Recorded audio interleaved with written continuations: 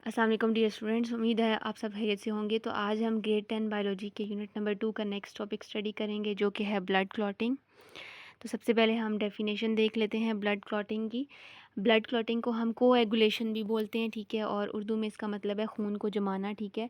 जब भी हमारी बॉडी में कोई कट लग जाए, हमें कहीं पे इंजरी हो जाए, कोई चोट लग जाए, ठीक है, तो हम वहाँ से ब्लीडिंग स्टार्ट हो जाती है। तो उस ब्लीडिंग को, एक्सेसिव ब्लीडिंग को बॉडी से रोकने के लिए, ठीक है, कुछ देर बाद वहाँ पे आपको पता है कि खून जो हमारा निकलता है वो थोड़ी देर बाद रुक जाता है, ठीक है। तो उसको रोकता कौन है, ऐसा क्या प्रोसेस होता है हमारी बॉडी में जो वो खून जो है थोड़ी देर बाद रुक जाता है, इस पूरे प्रोसेस को हम कहते हैं ब्लड क्लॉटिंग और कोएगुलेशन, ठीक है। डेफिनेशन देखते हैं। ब्लड क्लॉटिंग और coagulation is an important process that prevents excessive bleeding when a blood vessel is injured, ठीक है। जब भी हमारी कोई बॉडी में कोई इंजरी हो जाए, चोट लग जाए हमें, तो हमारी ब्लड वेसल जो है वो इंजर्ड हो जाती है, ठीक है, और उसमें से ब्लीडिंग स्टार्ट हो जाती है। तो हमारी बॉडी में एक्सेसिव ब्लीडिंग ना हो जाए हमारी बॉडी से, तो उसको रोकने के लिए, ठीक है, क्योंकि एक्सेसिव ब्लीडिंग होगी तो उससे बॉडी को नुकसान होगा, तो उसको रोकने के लिए जो प्रोसेस होता है उस प्रोसेस को हम क्या कहते हैं, ब्लड क्लॉटिंग और कोएगुलेशन। ये कैसे होता है, इसमें कौन हेल्प करता है? तो इसमें दो चीज़ें हेल्प करती हैं। फर्स्ट है प्लेटलेट्स एंड सेकंड है प्लाज्मा प्रोटीन। प्लेटलेट्स आपको पता है ब्लड सेल की टाइप है, और प्लाज्मा प्रोटीन हमारे ब्लड का जो लिक्विड पोर्शन प्लाज्मा है उसके अंदर जो प्रोटीन्स होती हैं, खास तौर पे थ्रोम्बिन और फाइब्रिनोजेन, ये दोनों मिल के जो है काम करती हैं बॉडी में, जहाँ पे भी ब्लीडिंग होती है उसको स्टॉप करती हैं, ठीक है। कैसे करती हैं? By forming a clot over the injury, ठीक है, उस जगह पे क्लॉट बना देती हैं, ठीक है, खून को जमा देती हैं इंजरी वाली जगह पे, चोट वाली जगह पे, ठीक है। फिर ब्लड क्लॉटिंग के क्या फंक्शंस हैं हमारी बॉडी में? तो फर्स्ट फंक्शन है, the function of blood clotting is to maintain homeostasis, ठीक है। होम्यो का मतलब होता है सेम, स्टेसिस का मतलब होता है कंडीशंस। तो होम्योस्टेसिस का मतलब ये है कि हमारी बॉडी की इंटरनल कंडीशंस को जो है मेंटेन करना, तो ब्लड क्लॉटिंग इसमें हेल्प करती है। सेकंड जो फंक्शन है ब्लड क्लॉटिंग का is to play role in the immunity, ठीक है, हमारी बॉडी में इम्यूनिटी में हमें जो क़ुव्वत मुदाफ़अत है उसमें ये हेल्प करती हैं। कैसे? क्योंकि आपको पता है जब भी हमारी बॉडी में कोई कट लगेगा तो एक ओपनिंग हो जाएगी, ठीक है, तो वो ओपनिंग जो है उससे आसानी से हमारी बॉडी में जो पैथोजेंस है, जरासीम है, बैक्टीरिया, वायरस, वो इजीली हमारी बॉडी में एंटर होके डिजीज़ कॉज कर सकते हैं। तो ब्लड क्लॉटिंग, जब वहाँ पे ब्लड क्लॉटिंग हो जाएगी उस जगह पे जहाँ पे कट लगा हुआ है, तो खून जो है वहाँ से ओपनिंग जब क्लोज़ हो जाएगी तो फिर जरासीम जो है वो हमारी बॉडी में इजीली एंटर नहीं हो सकेंगे। तो इस तरह से फिर हम बीमारियों से भी बच सकेंगे। तो हमें इस तरह से ब्लड क्लॉटिंग का प्रोसेस जो है वो इम्यूनिटी में भी हेल्प करता है।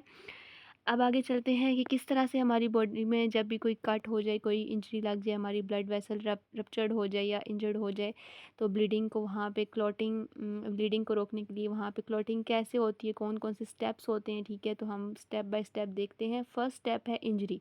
सबसे पहले ब्लड क्लॉटिंग होने के लिए इंजरी ज़रूरी है, ठीक है। आपकी बॉडी में जब इंजरी होगी तो वहाँ से तभी जो है ब्लीडिंग होगी, और उस ब्लीडिंग को फिर स्टॉप करवाने के लिए जो है ये सारा प्रोसेस होगा, ठीक है। तो फर्स्ट स्टेप है इंजरी। इसमें क्या बताया हुआ है कि ब्लड वेसल इज़ इंजर्ड और रप्चर, ठीक है। जब ब्लड वेसल कोई भी जो है इंजर्ड हो जाएगी, ठीक है, या रप्चर फट जाएगी, ठीक है, तो क्या होगा? Vessel damage exposes collagen and activates platelets, और वो जो वेसल, ब्लड वेसल डैमेज हुई है तो वो एक्सपोज करेगी, यानी ज़ाहिर करेगी किसको? कैलोजिन को, जो एक इम्पॉर्टेंट प्रोटीन है हमारी बॉडी में, और साथ ही साथ ये किसको एक्टिवेट कर देगी? प्लेटलेट्स को, ताकि वो उस जगह पे आके ब्लड क्लॉटिंग को स्टार्ट करें। सेकंड है कॉन्स्ट्रिक्शन। कॉन्स्ट्रिक्शन क्या होगा? कॉन्स्ट्रिक्शन का मतलब होता है सिकुड़ना, ठीक है। Blood vessel around wound constrict to reduce blood flow to the damage area. अच्छा, वहाँ पे जिस जगह पे जो वुंड है, जो ज़ख्म वाली जगह है, वहाँ पे जो ब्लड वेसल है वो अपने आप को कॉन्स्ट्रिक्ट कर देगी, यानी खुद को उस खुद को जो है वो सुकड़ सुकड़ लेगी, ठीक है, सुकड़ जाएगी वो, ताकि जो ब्लड जो फ्लो है, ठीक है, उस डैमेज एरिया पे वो कम से कम हो, रिड्यूस हो जाए, ठीक है। जैसे फॉर एग्ज़ाम्पल हम इसको डायग्राम के ज़रिए समझते हैं। ये आपको एक नॉर्मल ब्लड वेसल नज़र आ रही है, ठीक है, जिसमें से जो है ब्लड है वो फ़्लो कर रहा है, ठीक है। यहाँ पे अब जहाँ पे ब्लड वेसल इंजर्ड हुई है, ठीक है, तो ये जो एरिया है ये कॉन्स्ट्रिक्ट हो जाएगा, ये ख़ुद को सिकुड़ लेगी, ठीक है, ब्लड वेसल ख़ुद को सिकुड़ लेगी, ताकि ये जो डैमेज एरिया यहाँ से कम जहाँ पे ब्लड फ़्लो पहुँचे, ठीक है, और कम से कम ब्लड लॉस हमारी बॉडी से हो। अच्छा, इसके बाद बताया हुआ है प्लेटलेट एक्टिवेशन। अब जो प्लेटलेट्स जो वहाँ पे आके अपना जो है काम शुरू करेंगे, ब्लड क्लॉटिंग करेंगे, वो एक्टिवेट हो जाएंगे, ठीक है। और फिर क्या होगा? Platelet release chemical signal which attract more platelet and immune cell. Activated platelet stick to the injury site. Platelets जो है वहाँ पे रिलीज़ होना शुरू हो जाएंगे, इंजरी साइट पे केमिकल सिग्नल भेजेंगे और बहुत सारे और प्लेटलेट्स को भी वहाँ पे इकट्ठा करेंगे और सारे जो एक्टिवेटेड प्लेटलेट्स हैं वो जो इंजरी वाली साइड है, जो चोट वाली जगह है, वहाँ पे इकट्ठा होना शुरू हो जाएंगे। नेक्स्ट स्टेप है प्लेटलेट प्लग फॉर्मेशन, ठीक है। इसमें क्या होता है, sticky platelets clump together to form platelet plug. अच्छा, अब क्या होगा, बहुत सारे प्लेटलेट्स जो हैं वो क्लम्प टुगेदर यानी इकट्ठे होंगे, जमा हो जाएंगे एक जगह पे, ठीक है, वहाँ पे उस जगह पे, और उस में वहाँ पे इकट्ठे होके वो जो स्ट्रक्चर बनाएंगे उसको हम बोलेंगे प्लेटलेट प्लग, यानी कि उस जगह को वो सील करना शुरू कर देंगे, बंद कर देंगे इकट्ठे होके। यहाँ पे आपको डायग्राम में देखें, यहाँ पे एक्टिवेटेड प्लेटलेट्स आपको ये नज़र आ रहे हैं, इकट्ठे हुए हैं, क्लम्प टुगेदर हुए हैं, ठीक है, ताकि वहाँ पे प्लेटलेट प्लग बना दें।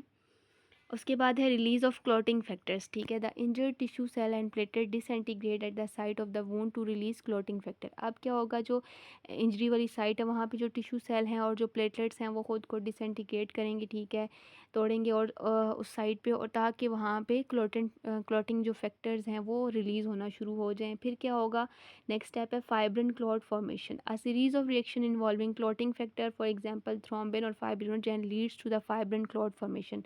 फाइब्रिन यानी उस प्रोटीन को कहते हैं जो वहाँ पे क्लॉटिंग करेगा, बहुत सारे क्लॉटिंग फैक्टर वहाँ पे इकट्ठा होना शुरू हो जाएंगे और वहाँ पे फाइब्रिन क्लॉट फॉर्मेशन यानी खून को उस जगह पे जमा देंगे, और ये फाइब्रिन जो है ये प्रोटीन है, ठीक है। लास्ट में क्या होगा, अब फाइब्रिन क्लॉट बनना शुरू होगा, और ये कैसे होगा, solid mass that provide a physical barrier to prevent blood loss and stop pathogen entry. अब वहाँ पे जो सॉलिड मैस बनेगा उस इंजरी वाली साइड पे, जो कि खून को वहाँ से रोकेगा, ब्लीड होने से रोकेगा, तो उस प्रोसेस, उस स्ट्रक्चर को हम क्या कहेंगे, फाइब्रिन क्लॉट, ठीक है। इसको डायग्राम के ज़रिए देखते हैं। सबसे पहले ये आपको एक नॉर्मल ब्लड वेसल नज़र आ रही है, फिर यहाँ पे ये इंजर्ड हो गई है, ठीक है, और यहाँ से ये ब्लीडिंग स्टार्ट हो गई है। थर्ड प्रोसेस में यहाँ पे प्लेटलेट्स जो हैं वो एक एक्टिवेट हो चुके हैं, ठीक है, और इन्होंने मिलके यहाँ पे इस जगह को सील करना शुरू किया, जिसको हमने प्लेटलेट प्लग फॉर्मेशन बोला। और लास्ट में यहाँ पे फाइब्रिन प्रोटीन आएगी जो कि यहाँ पे फाइब्रिन क्लॉट बना देगी, ताकि वो जगह जो है उसको कम्प्लीटली जो है उस ओपनिंग को क्लोज़ कर देंगे और ब्लीडिंग को जो है वो रोक देंगे, और इस जगह पे ये इकट्ठे होके जो है वो एक क्लॉट, एक सॉलिड मैस बना देंगे, ताकि ये जगह जो है वो क्लोज़ हो जाए और ब्लीडिंग स्टॉप हो जाए। इसको दोबारा इस डायग्राम के थ्रू भी देख लेते हैं। यहाँ पे आपको सबसे पहले एक नॉर्मल ब्लड वेसल नज़र आ रही है, जिसके अंदर ये ब्लड फ्लो हो रहा है, ठीक है, और फिर यहाँ पे आपको ब्लड वेसल जो है वो इंजर्ड नज़र आ रही है और यहाँ से ब्लीडिंग हो रही है, ठीक है।